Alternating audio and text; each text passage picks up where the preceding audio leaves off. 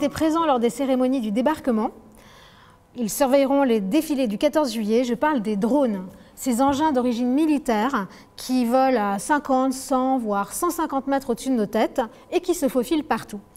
La plupart sont équipés d'une mini-caméra et font le bonheur des passionnés de photos et de vidéos qui les partagent sur Internet. Ils sont en vente libre dans le commerce, mais ce que beaucoup d'acheteurs ignorent, c'est qu'ils sont soumis à une réglementation très stricte en raison des dangers potentiels qu'ils présentent pour la sécurité des gens. Déclarations et autorisations sont requises avant d'utiliser ces engins.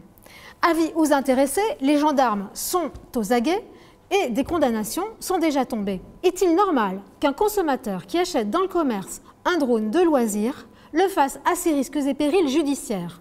À vous de juger, mais après avoir écouté nos deux expertes, Madame le procureur, ces règles sur l'utilisation des drones sont-elles justifiées? Autrement dit, ne sont-ils pas des joujoux comme des avions télécommandés?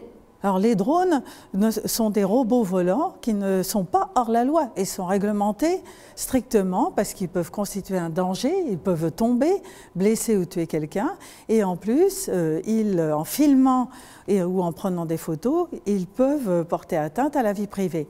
Un exemple très concret, un jeune Nancéen qui n'avait pas respecté la réglementation définie par la Direction générale de l'aviation civile a été condamné récemment pour mise en danger de la vie d'autrui et également donc non-respect de cet arrêté d'avril 2012. Il y a eu 2 arrêtés en avril 2012 qui réglementent strictement le recours et l'usage des drones. Donc il faut bien savoir qu'il peut y avoir des sanctions pénales en cas de non-respect de ce dispositif. Maître, est-ce que cette réglementation de ces caméras volantes est compatible avec la liberté individuelle?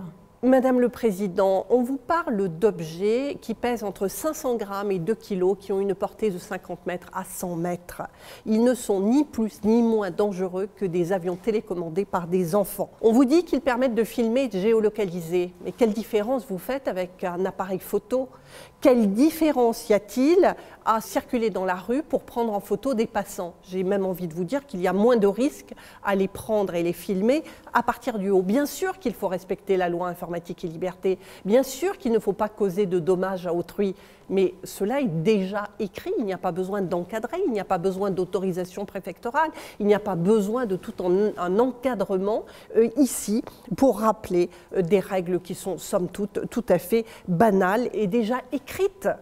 Alors, si vous voulez des mentions, eh bien demandons aux distributeurs et aux fabricants de porter des mentions plus claires, mais arrêtons de déresponsabiliser le citoyen. Voyez-vous, dans le cas du jeune Nancéen, moi, ce que je vois, c'est une qualité artistique exceptionnelle réalisée grâce au drone, qui a permis de filmer sous un angle qui n'avait jamais été vu auparavant.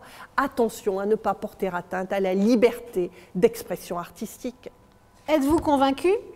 À vous de juger et de voter.